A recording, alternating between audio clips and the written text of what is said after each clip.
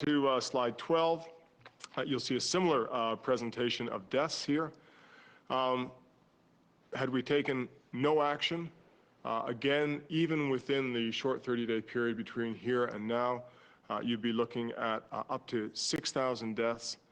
Thankfully, there have been some actions taken, and this leads us to a current estimate of about 1,600 deaths, so a substantial reduction in the number of deaths over the month of April. But were we to put in significant, actually I misspoke, 1,600 deaths that would have occurred from cases that developed during the month of April. But were we to take strong action now, the number of deaths that we'd be looking at from cases that developed during the month of April would be much lower, at around 250 in the future intervention. With that, I'll turn it back over to Dr. Donnelly. Steny, thank you. Ladies and gentlemen, as Steny has correctly pointed out, projections and modeling of a brand new viral disease are very inexact. But what is important is that we use them early and quickly to advise us as to the correct measures to take, and that is what has happened in Ontario.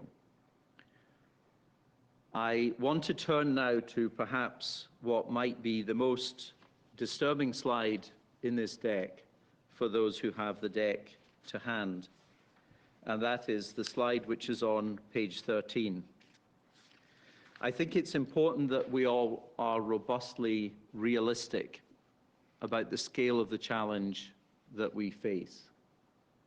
And what this slide shows is the projection by Public Health Ontario, which is in line with that of other highly credible modelers, that says that over the full course of this pandemic, which may last for 18 months or even 2 years, because we may have a smaller secondary or tertiary wave, over the full 2-year course of the pandemic, had we done nothing, Ontario may have suffered 100,000 deaths. Thankfully, that is not the position that we are in, because of the very detailed actions that I read out to you before, which have been taken in response to emerging science. We believe that if we do all that we can get a much better end result for the province.